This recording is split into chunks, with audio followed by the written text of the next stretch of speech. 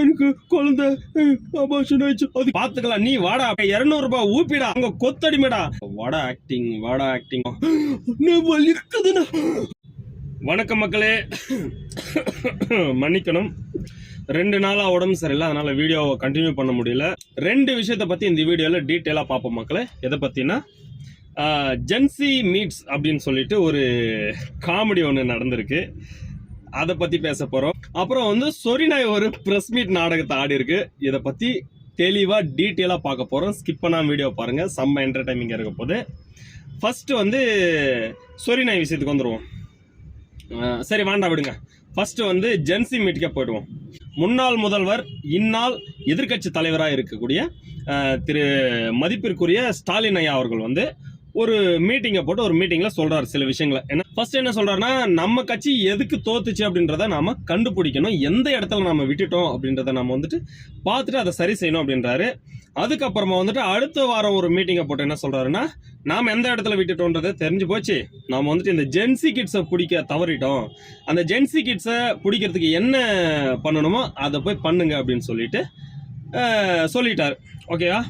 அவர் என்ன சொன்னாரு, ஜென்சி கிட்ஸை பிடிக்கிறதுக்கு என்ன பண்ணணும்னு தான் சொன்னாரு. ஓகேவா?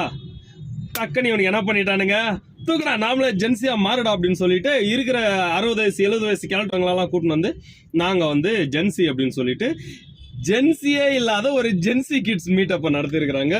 இது எப்படின்னு தெரியல. அங்க நடத்துனவங்க எல்லாம் ஓகேயா, அங்க ஜென்சி நடத்தினவங்களாம் சிலர் அட்வொகேட்ஸ் இருந்தாங்க, சிலர் வந்து ஒரு நிறைய அந்த டிவிக்கெல்லையே நிறைய ஐடி விங் பொறுப்பில் இருந்தாங்க. இவங்கெல்லாம் 90s கிட்ஸ், நல்லா புரிஞ்சுக்காங்க மக்களே. 90s கிட்ஸ் எல்லாம் ஒரு 28லேருந்து 30 வயசு கடந்தவங்க, இல்லை 25லேருந்து 30 வயசுக்குள்ள இருக்கிறவங்க. இவங்கெல்லாம் 90ஸ்ல பிறந்தவங்க. ஜென்சி யாரு அப்படின்னா 18லேருந்து 23 22க்குள்ள இருக்கிறவங்க, இல்லை அட்லீஸ்ட் ஒரு 25க்கு உள்ள இருக்கிறவங்க தான் ஜென்சியா இருக்கிறாங்க. இப்போ எப்படின்னா 2000க்கு அப்புறமா பிறந்தவங்க. ஆனா இது புரிஞ்சுக்காம அங்க போயிட்டு ஜென்சி கிட்ஸ் சொல்லிட்டு பார்த்தா பழைய டிஎம்கே அரசியல் கூட்டத்துக்கு 200 ரூபாயும் கோட்டரம் கோழி பிரியாணி கொடுத்து கூப்பிட்டு வருவாங்கல்ல, அந்த மாதிரி ஒரு கேரக்டர்களை கூப்பிட்டு வந்து இங்க உட்கார வச்சுன்னு நாங்க ஜென்சி கிட்ஸ் அப்படின்னு சொல்லிட்டு ஜென்சி மீட் அப்படின்னு சொல்லிட்டு ஒரு காமெடியா நடத்திருக்காங்க. இதுக்கு முன்னாடி அவங்க இன்ஸ்டால அதை ட்ரெண்டிங் பண்ணும்போதே நமக்கு டவுட்டா இருந்துச்சு, ஏதோ ஒரு காமெடி அவங்க பண்ண போறாங்க. இன்ஸ்டால ரயில் விட்டு இருந்தாங்க பயங்கரமா, சரி ஏதோ ஒன்று பண்றாங்க அப்படின்னு சொல்லிட்டு நினைச்சிருந்தோம். ஆனா காமெடி பண்ண போறாங்கன்றது மட்டும் நமக்கு நல்லா தெரியும். சூப்பரான ஒரு காமெடியா பண்ணி வச்சிருக்காங்க. அவர் என்னடா உங்க கிட்ட சொன்னாரு, அங்க போயிட்டு நாங்க கொத்தடிமை கடா, நாங்க பியூர் கொத்துடா, ஏண்டா உங்களை தான் கொத்து பரோட்டா போட்டு பீச்சு தூர போட்டாங்க. ஒரு குறிப்பிட்ட சதவீத மக்கள் அவங்களுக்கும் வாக்களிச்சிருக்காங்க.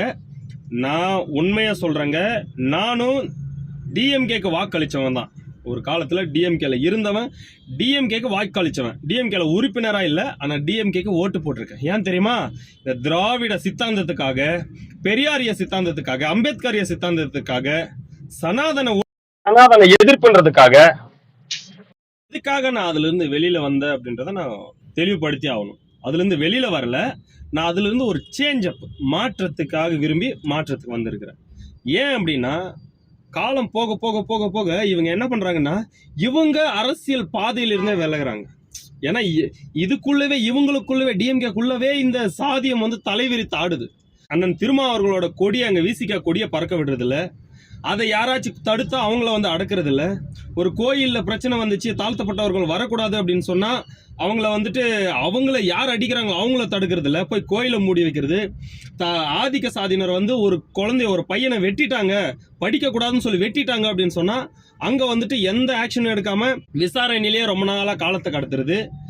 குடிக்கிற தண்ணியில மலத்தை கலந்துட்டாங்க அப்படின்னு சொன்னா அங்க அந்த பக்கமே போறது இல்ல. எத்தனை விஷயம், கவின் ஆணவ படுகொலையில தப்பு அவங்க அம்மா ஸ்கெட்ச் போட்டு கொடுத்துருக்காங்க, ஆனா அதை கண்டுக்கவே இல்லை. தலைமறைவா இருக்கிறவங்களை கண்டுபிடிக்கிறதுக்கு தான் காவல்துறை இருக்கு. அப்ப யாரோ ஒருத்தன் ஒரு 50 பேரை வந்து கொலை பண்ணிட்டு ஒரு பெரிய ஒரு ஊரை எரிச்சிட்டு தலைமறைவாடுறான், அவனை விட்டுருவீங்களா? அப்படியே எப்படி நீங்க தலைமறைவாயிட்டான்ற அந்த காரணத்தை எடுத்து வைக்கிறீங்க? இன்னைக்கு டிவிக்கு அரசு ஆட்சியில எப்படி அதை பிடிச்சாங்க? ஏன்னா டிவிக்கு ஆட்சிக்கு அந்த அழுத்தத்தை கொடுத்தாங்க, அந்த அழுத்தத்தை கொடுத்தவங்களை இவங்க மதிச்சாங்க, தூக்குனாங்க. இதனால வந்து நான் வந்து அதுல இருந்து வெளியே வந்தேன். ஓகே, நான் சேஞ்ச் ஆயிட்டேன். நான் பியூர் தளபதி ரசிகன். ஆனா தளபதி அரசியல்ல எனக்கு ஆரம்ப காலகட்டத்தில் உடன்பாடே கிடையாது. நான் எப்படி இந்த ஆதரவாளரா மாறினேன் அப்படின்னு சொன்னா அவங்க மேல இருக்கிற அதிருப்தி, அவங்க கேட்கறதுனால சொல்றேன். நான் ஏன் டிஎம்கேவை நான் விட்டு வெளியில வந்தேன் அப்படின்னு அவங்க கேட்கறதுனால சொல்றேன். ஜென்சி அப்படின்னு சொல்லிட்டு வச்சுன்னு அங்க ஒரு 5 பேர் இருந்தாங்க யங்ஸ்டர்ஸ். அதுல இந்த சொரி நாயை கூப்பிட்டு வந்து மேல வச்சுன்னு சொரி நாய தலைவியா ஆக்கி வச்சிருக்காங்க. நீங்க தோல்வி அடைஞ்சதே இந்த சொரி நாயால தான், ஜூலியால தான் அப்படின்றத உங்களுக்கு இன்னும் எப்பதான் புரியும் நமக்கு தெரியல. அவ வாயை வச்சுன்னு சைலண்டா இருந்திருந்தா ஒரு செட் ஆஃப் பீப்புள் அட்லீஸ்ட் அந்த பக்கம் போகாம உங்க பக்கம் இருந்திருப்பாங்க. இந்த சொரி நாயை வாயை வச்சுன்னு சும்மா இருக்காம சும்மா டெய்லி அவங்கள வம்புக்கு இழுத்து அவங்க என்ன பண்ணிட்டாங்க, அவளை அடிக்கிறத விட இவளை தூண்டி விட்டவனை அடிக்கணும் அப்படின்னு சொல்லிட்டு டிஎம்கே மேல அவதூறுகளை பரப்புனாங்க. செஞ்சதை பரப்புனாங்க, செய்யாததை பரப்புனாங்க, நிறைய பரப்புனாங்க. இதை மக்கள் நம்புனாங்க. இதனாலதான் டிஎம்கே ஆட்சி கையை விட்டு போனது. ஒரு 4-5 வாடகை வாய்கள் சும்மா இருந்திருந்தாங்கன்னா இந்த தோல்வி டிஎம்கேக்கு இல்ல. உண்மையிலே டிஎம்கே ஜெயிச்சிருக்கோம். ஏன் 11% தானே. அவர் சொல்றாரு 17 லட்சம் ஓட்டுல தான் தாக்கணும். கிட்டத்தட்ட அது ஒரு தவறான தகவல். ஒரு 50 லட்சம் ஓட்டுல அவங்க தோல்வி அடைஞ்சிருக்காங்க. இப்பவும் வாய் அடிக்கின்னு இருக்காம நீங்க வந்துட்டு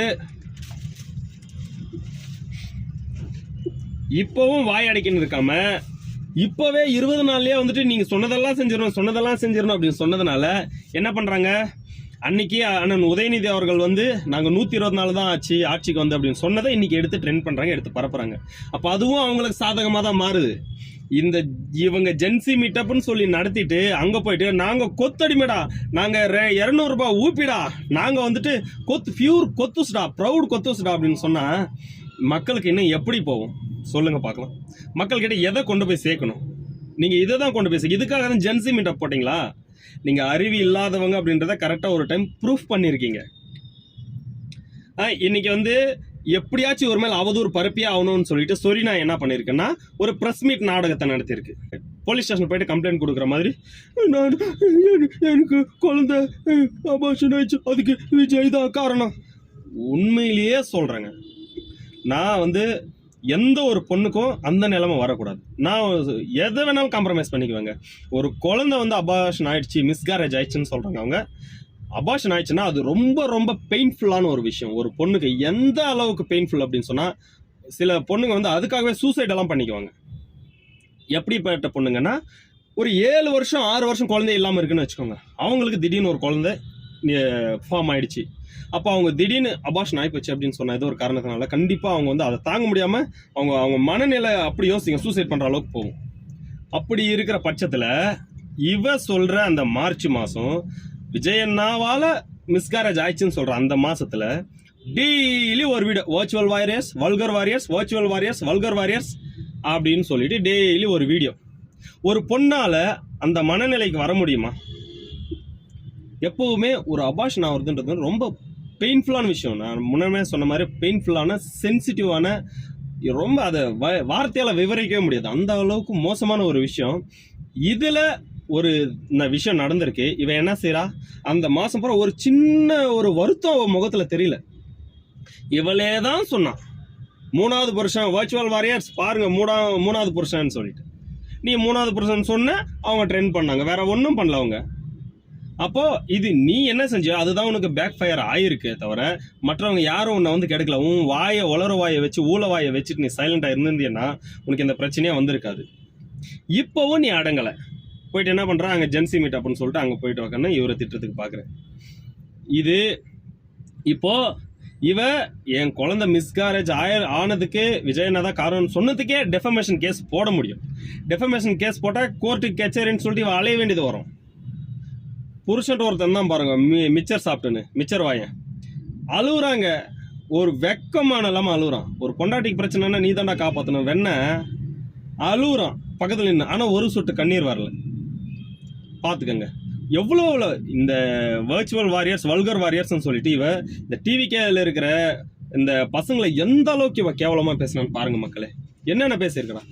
எல்லாரும் சொல்ற மாதிரி மடக்கு ஊதி. உண்மையிலே தமிழ் ஹிஸ்டரியில அந்த மாதிரி ஒரு வார்த்தையே இல்லை. நீங்க வேணா பாரிசாலன் ஒரு வீடியோ போட்டிருக்காரு போய் பாருங்க. தமிழ் ஹிஸ்டரியில வந்து விசிலுக்கு வந்து அந்த மாதிரி மடக்கு ஊதின்னு சொல்லிட்டு ஒரு டெஃபினேஷனே இல்லை. மடக்கு ஊதியம்னா இவங்க எதை சொல்ல வராங்கன்னா ஒரு தப்பான ஒரு கெட்ட வார்த்தையை வந்து அவங்க அந்த இடத்துல ப்ரூவ் பண்ண காமிக்கிறாங்க.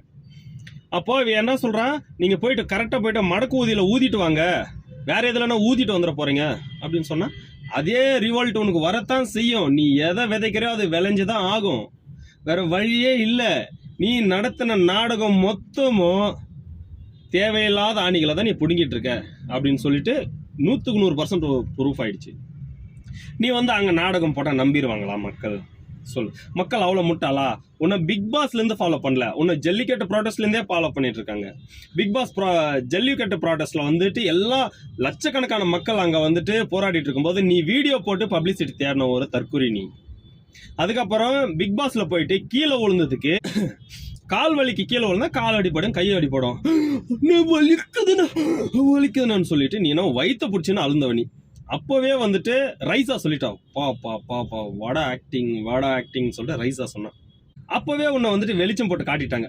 அப்புறமா பிக் பாஸ்ல இருந்து எல்லாம் வந்துட்டு தைரியமா நான் தோத்தாலும் பரவாயில்ல அப்படின்னு சொல்லிட்டு நான் ஒரு என்ன ப்ரூஃப் பண்ணியிருக்கேன் இந்த இடத்துல அப்படின்னு சொல்லிட்டு இறங்கி ராம்பாக்ல நடந்து போனாங்க. ஆனா நீ என்ன பண்ண, பின்வாசல் வழியா பின்னங்கால் பிடரில் அடிக்க ஓடி போன. அப்படி ஓடி போன நீ பெரம்பூருக்கு நான் வந்துட்டேன் பார்த்துக்கலாம் நீ வாடா அப்படின்னு சொல்லிட்டு அவரை கூப்பிட்டது வந்து மொத்த மக்களுமே பார்த்தாங்க. இன்னைக்கு வந்து நான் அப்படியெல்லாம் சொல்லல, வானேன்னு தான் சொன்னேன். நீ ஏன் சொல்ற? உனக்கு டிஎம்கேக்கு சப்போர்ட் பண்றல, டிஎம்கே போயிட்டு அங்க போயிட்டு ப்ரொபகண்டா பண்ணு.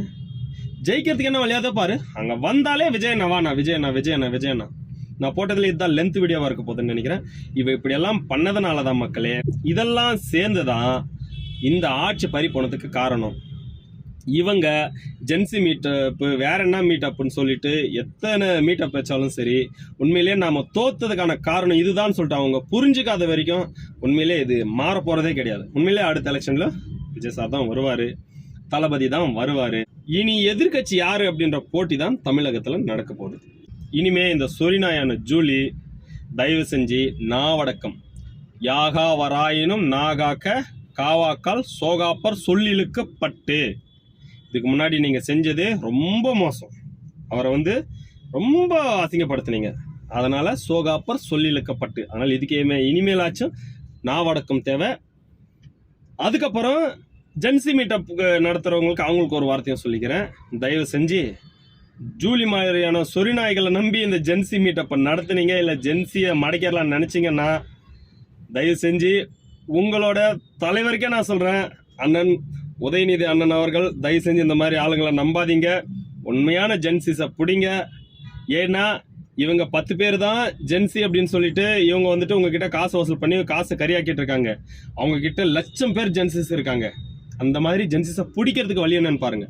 ஒரு 4 பேரை வந்துட்டு நாங்கள் ஜென்சி மீட்டப் நாங்கள் மீட் பண்ணிட்டா வந்து எல்லாம் இந்த பக்கம் வந்துடாது. நீங்க உண்மையிலேயே எங்க தவறு விட்டோன்றத பிடிக்கணும் அப்படின்னு சொன்னா தயவு செஞ்சு உண்மையாவே ஜென்சிஸை பிடிக்க என்ன வழியோன்னு பாருங்க. சொரிநாய் ஜூலியை கொஞ்சம் ஒதுக்கி வைங்க, தூரம் தள்ளி வைங்க, அதுதான் நம்ம கட்சிக்கு நல்லது. அவ்வளவுதான் மக்களே, அடுத்த ஒரு வீடியோல உங்களை சந்திக்கிறேன். நம்ம சேனலை சப்ஸ்கிரைப் பண்ணாதவங்க தயவு செஞ்சு சப்ஸ்கிரைப் பண்ணிட்டு வீடியோ பாருங்க, கொஞ்சம் சப்போர்ட் பண்ணுங்க. நம்ம சேனலும் கொஞ்சம் க்ரோத் ஆகட்டும், நாமளும் கொஞ்சம் உயர்ந்த இடத்துல இருந்து விமர்சனங்களை வைப்போம். அது யாரா இருந்தாலும் உண்மையிலே சொல்ற மக்களே, டிவி கேரஸும் தவறு செஞ்சாலும் கண்டிப்பா விமர்சனங்கள் இருக்கும். நம்ம கிட்ட சமரசமே கிடையாது. நான் எந்த ஒரு கட்சி சார்பாகவும் போக மாட்டேன். யாரு தவறு செய்தாலும் அதை எடுத்து பேசுறதுக்கு தயங்க மாட்டேன். தயவு செஞ்சு சப்ஸ்கிரைப் பண்ணிட்டு வீடியோ பாருங்க மக்களே.